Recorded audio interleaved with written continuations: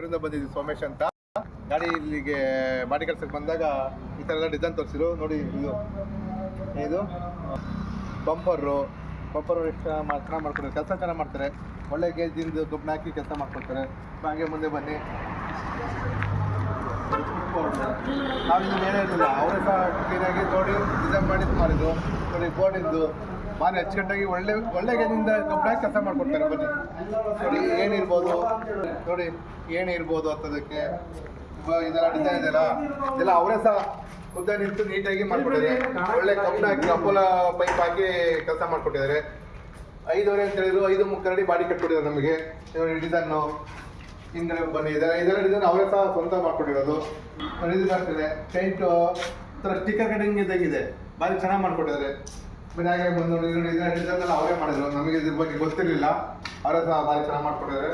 ಈ ಡಿಸೈನ್ ಇರ್ಬೋದು, ಚೈನ್ ಆಗಿರ್ಬೋದು, ಇವೆಲ್ಲ ನಮಗೆ ಗೊತ್ತೇ ಇರಲಿಲ್ಲ.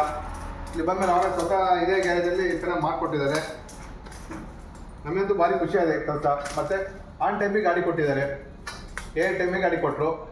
ಭಾರಿ ಖುಷಿ ಇದೆ ಕೆಲಸದ ಬಗ್ಗೆ. Thank you.